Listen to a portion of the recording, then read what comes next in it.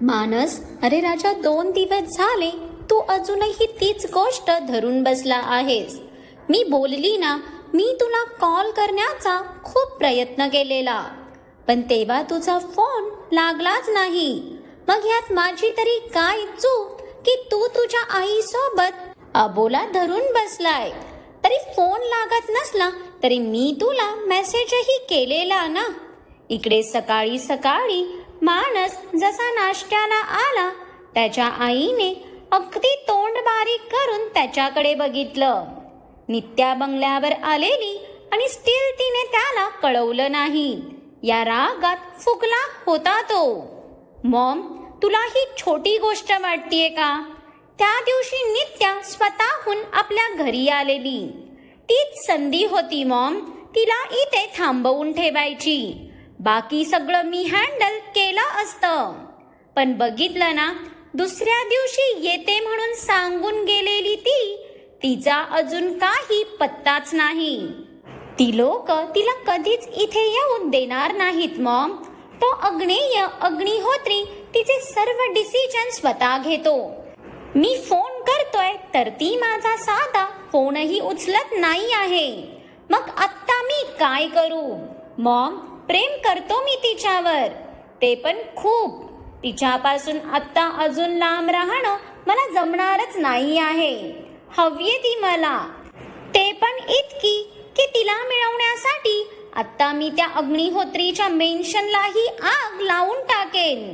त्याच्या आईने परत तो टॉपिक काढताच मानसाचा राग उफाळून आला. 2 दिवस झाले होते तो नित्याला कंटिन्यू कॉल करत होता, पण तिकडे मेन्शनवर नव्याने उद्भवलेल्या प्रॉब्लेममध्ये ती इतकी गुरफटली होती की ती त्याच्याशी काय बोलणार होती ना. मानस, आजचा दिवस बघ तिचा काही रिप्लाय येतो का, नाही तर उद्या मी तुझ्या डॅडला घेऊन स्वतः अग्निहोत्रींकडे जाईन. आता आपल्या घरची सून आणायला आपल्यालाच खटपट करावी लागणार ना, आणि ह्यावेळी मीही तिला घेतल्याशिवाय तिथून हलणार नाही. त्याच्या मॉमने त्याला समजावताच मानस काहीसा शांत झाला. पण इकडे आपले आरव बाबा सकाळी सकाळी तापले होते. त्याचं काय? त्याच्या भाईत आणि वहिनीत सगळं सॉर्ट झालेलं हे त्याला आत्ताच विष्णूकडून समजलं होतं. म्हणूनच साहेब त्यांचं स्वतःचं तोंड गोड करून घेत होते ना. आरू, बास, आता काय खाऊन टाकणार का मला? नित्या तिचा आवरत असतानाच हे ध्यान डायरेक्ट तिच्या रूममध्ये आलेलं आणि तिला झटक्या ड्रेसिंग टेबलवर बसवून तो तिच्या ओठांवर अक्षरशः तुटून पडलेला. बेब, जर माझ्या हातात असतं तर मी तुला 2 वर्षापूर्वीच खाऊन टाकलं असतं. आरवने तिच्या गळ्यावर दीर्घ ओठ टेकवत तिचा तो नॅचरल सुगंध श्वासात भरला. तशी इथे नित्या मिटलेल्या डोळ्यांनीच त्याचा स्पर्श फील करत गालात हसली.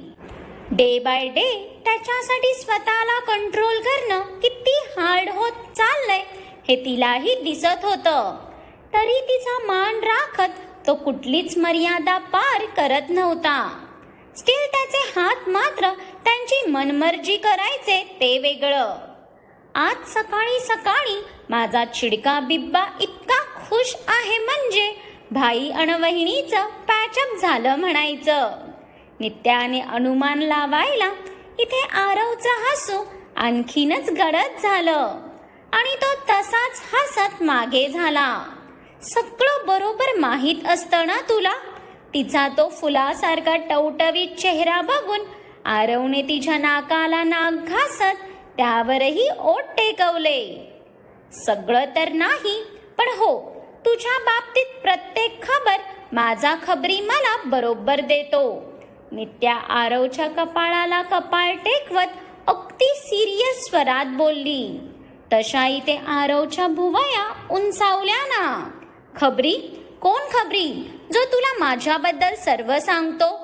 आरवचा चेहरा तिचा ऐकून काहीसा गंभीर झाला, पण तिला मात्र त्याचं हसू आलं. साहेब मिनिटातच सिरियस झालेले. हे तुझे डोळे, हेच लहानपणापासून तुझी सगळी खबरबात अगदी सुखरूपपणे पोहोचवतात मला. नित्याने आरवचा चेहरा ओंजळीत घेत त्याच्या दोन्ही डोळ्यांवर ओठ टेकवले. तसं आरवचं हसू परत येऊन त्याच्या ओठांवर विसावलं. नित्या, पण तिच्या या हलक्या स्पर्शानेही इथे साहेब पेटले ना. नो, नॉट नाव. आपल्याला ऑफिसला निघायचं आहे. सो तू आता पटकन आवरून मला 10 मिनिटात खाली भेटणार आहेस.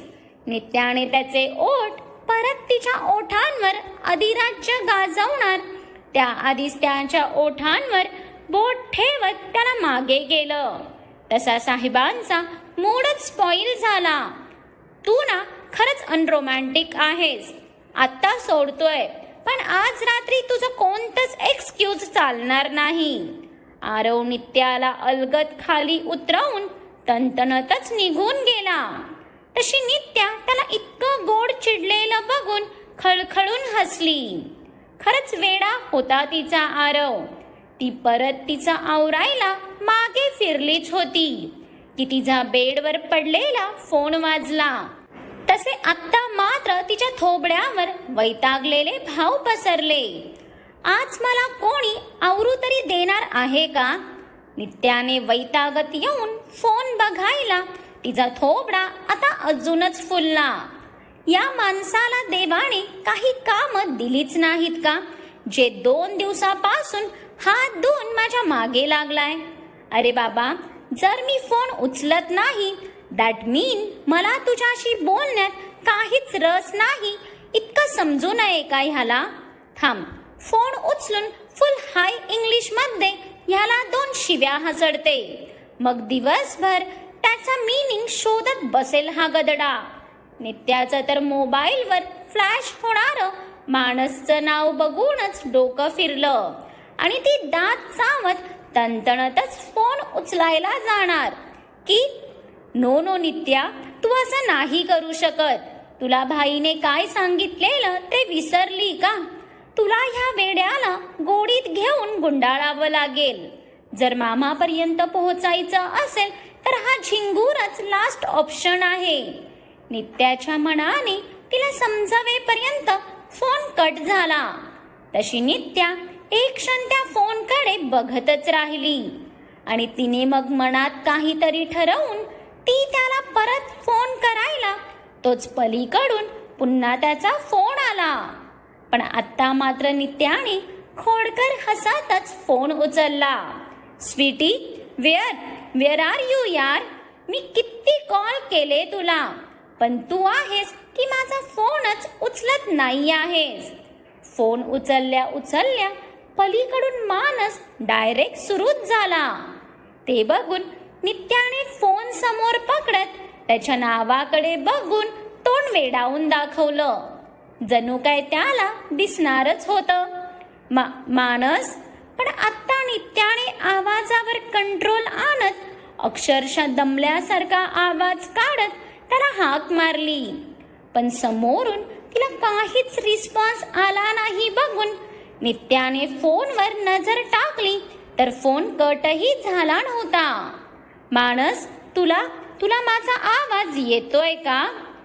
तिने गोंधळून पुन्हा फोन कानाला लावला, पण आताही तेच. समोरून काहीच रिस्पॉन्स आला नाही.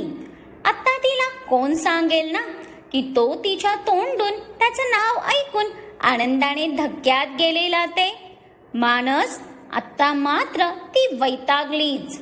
अरे यार, हा बोलता बोलताच खपला की काय? नित्या मनात बडबडत फोन कट करायला जाणार की तोच पलीकडून एकदाचा तो बोलला. बाबा, स्वीटी, तू चक्क माझं नाव घेतलंस. तुझ्या तोंडून माझं नाव कसलं भारी वाटतंय यार. तिकडून माणसाच्या म्यूटवर गेल्याचं कारण कळताच इथे नित्याने डोक्यावर हातच मारून घेतला. हा अजून अंड्यातच आहे का जे असं बालिश वागतोय?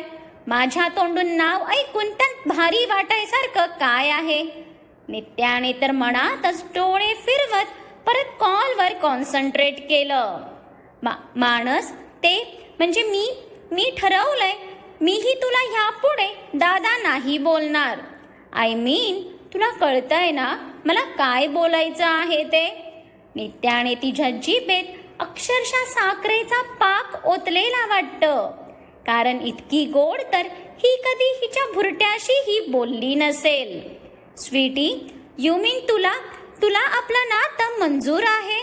तिच्या बोलण्याचा अर्थ समजून इथे मानस आता वेडा व्हायचाच बाकी राहिलेला.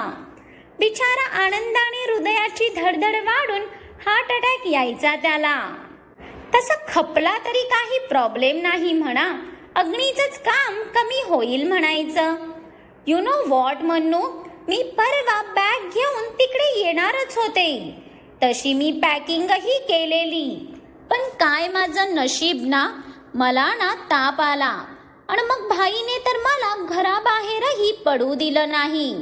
नित्याने लगेच अग्नेयने शिकवल्याप्रमाणे पत्ते टाकायला सुरुवात केली, पण तिकडे मानस मन्नूच्या आनंदात हवेत उडालाच होता की तिला ताप आलेला ऐकून त्याचे एक्सप्रेशन झरझर बदलले. काय, तुला ताप आलेला? मग तू मला कॉल का नाही केला? थांब, मी आत्ताच येतो तुझ्याकडे, आपण हॉस्पिटलला जाऊ. मानसला इतकं हायपर झालेलं बघून नित्याही गडबडली.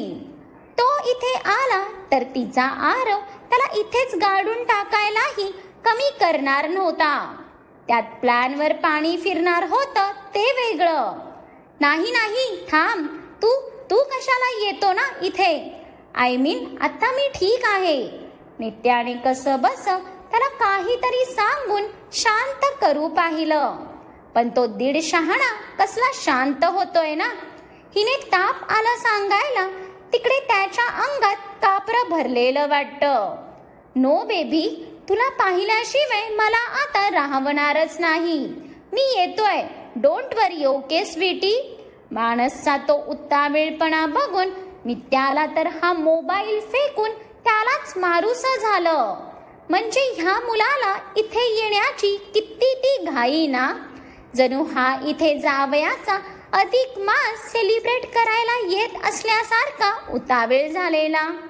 अरे बाबा, इथे भंडारा आहे का? जे फुक्कटचं जेवण भेटतंय म्हणून याचा जीव चाललाय. नित्याला तर या प्राण्याला कसं अडवावं तेच समजेना. मन्नू, काम डाऊन बेबी. लिसन, तुला माझी काळजी वाटतीये ना? नित्याने आता जिभेवर साखरेसोबत मधही ठेवलं. इतक्या गोडाने या लेकरालाच मधुमेह होऊ नये म्हणजे झालं. आणि हिला त्या मानसला चुन्नू मुन्नू करताना आपल्या आरवने ऐकलं ना तर हिचं काही खरं नव्हतं. म्हणजे त्यालाही अजूनही भुरट्या बोलत होती आणि ते मानसचं किती प्रेमाने बारसं घालणं सुरू होतं ना. ऑफकोर्स बेबी, मला तुझी काळजी वाटतेय म्हणून येतोय ना मी. मानस पलीकडून कळवळून बोलला. तसा नित्याने हातात सुस्कारा सोडला. ओके फाईन, देन मी स्वतः तुला भेटायला येते, पण तू इथे नको येऊ. आय मीन उगाच तुला आमच्या घरातले काही उलटसुलट बोलले तर ते मला सहनच होणार नाही ना बेबी. प्लीज माझं इतकं तरी ऐकशील ना? नित्या आता विचार करून अगदी हळुवारपणे बोलली. तशी तिला त्याची किती काळजी वाटते या विचारानेच त्याला किती तो आनंद झाला. येस स्वीटी, मी तुझं सगळं ऐकेन, तू लवकर ये, मी तुझी वाट पाहतोय. मानसाच्या उत्तू जाणाऱ्या उत्साहाला बघून नित्याने त्याचा निरोप घेत फोन ठेवला आणि काय तो दीर्घ श्वास घेतला. पण आत्ता या वादळाला कदाचित समोर फेस करायची वेळ आली होती. What Nitya, are you out of your sense? नित्याने अग्नेय ऑफिसला येताच त्याला तिचं आणि मानसचं बोलणं ऐकवलं. तसा तो तिच्यावर चिडलाच, कारण ती परत त्याच्याकडे जायचं बोलत होती. पण तिचा प्लॅन ऐकून आरव आणि विष्णू मात्र विचारात पडले होते. भाई, आपल्याकडे दुसरा कुठलाच पर्याय नाही आहे. मानस कोणालाच त्याचे सिक्रेट सांगणार नाही, पण तो मंद इमोशनली मला नक्कीच सांगेल हे मला पक्क वाटतंय. भाई, आपल्याला फक्त त्या डोअरचा पासवर्ड समजला पाहिजे. बाकी मग आपण मामापर्यंत पोहोचूनच जाऊ. खरंच ही आपल्याकडे शेवटची संधी आहे भाई. नित्या अग्नेयाला कळकळीने समजवत होती. त्याचं तिच्यासाठीचं प्रेम कितीही तडफडत असलं तरी तिच्या मामाच्या लाईफसाठी ती या अग्निकुंडात उडी मारायला तयार होती. अग्नी, नित्या बरोबर बोलतीये. आपल्याला आता त्या माणसची दुकरी नस पकडावी लागणार आहे आणि त्याचा जीव जर नित्यात अडकलाय तर तो नक्कीच आपल्या जाळ्यात स्वतःहून अडकेल. विष्णूलाही हा प्लॅन पटताच तोही तडक उभा राहिला. आता उंदराला बिळातून बाहेर काढण्यासाठी त्याच्या समोर चारा तर टाकावा लागणार होता. नो वे विष्णू, एकदा मी नित्याला त्या वलयात जाऊ दिलं होतं, पण पुन्हा नाही. बाकी काय करायचं ते मी स्वतः करेन, पण आता मला माझ्या कोणत्याच फॅमिली मेंबरला प्रॉब्लेम मध्ये टाकणं मंजूरच नाही आहे. अग्नेयाला सध्या कोणाचं काहीच पटत नव्हतं. त्याच्या डॅडाचा जीव वाचवण्यासाठी तो नित्याची बळी नक्कीच देऊ शकणार नव्हता. आरू, प्लीज तू सांग ना भाईला. आता आपण इमोशनल होऊन विचार नाही करू शकत. आता एक एक दिवस आपल्याला आतून कुडत चाललाय. तिकडे मामांनी किती वर्ष त्यांची मुलं येतील आणि त्यांना ह्या त्रासातून सोडवतील म्हणून श्वास अडवून ठेवले. मग आपण त्यांच्या या प्रतीक्षेला असंच वाया जाऊ द्यायचं का? अग्नेयाचा हट्ट बघून नित्या आता आरवला म्हणवू लागली, पण तो तरी तिला परवानगी देऊ शकणार होता का?